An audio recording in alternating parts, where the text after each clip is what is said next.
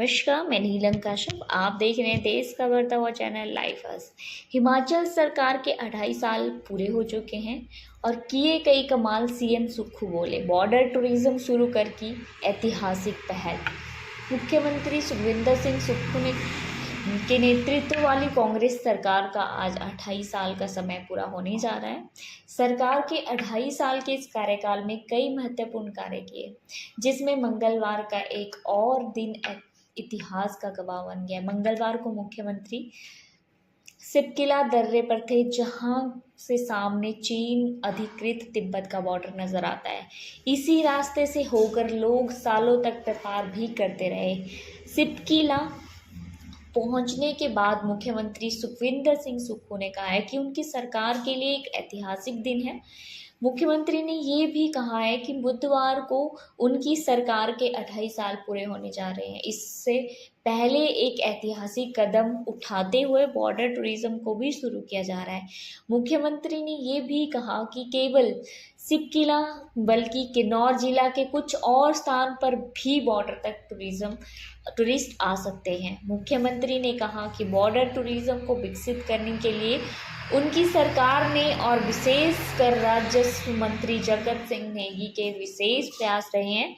उन्होंने ये भी कहा कि सिपकिला दर्रा खुलने से वो बेहद खुश हैं। मुख्यमंत्री का कहना है कि बॉर्डर टूरिज्म पहला पड़ाव है, जहां से अभी शुरुआत हुई है। इसके बाद सरकार का पूरा प्रयास रहेगा कि इस रास्ते के जरिए पवित्र कैलाश मानसरोवर की यात्रा हो। उन्होंने कहा कि यहाँ से कैलाश मानसरोवर की यात्रा के लिए मात्र 2 से 3 किलोमीटर का रोड तैयार किया जाना है और गाड़ी से लोग कैलाश मानसरोवर तक पहुंच सकेंगे। उन्होंने ये भी कहा कि कैलाश मानसरोवर की पवित्र यात्रा है, जो हिंदू और बौद्ध धर्म के लोगों के लिए बेहद महत्व रखती है। धार्मिक महत्व को देखते हुए केंद्र सरकार इस पर जल्द ही निर्णय ले।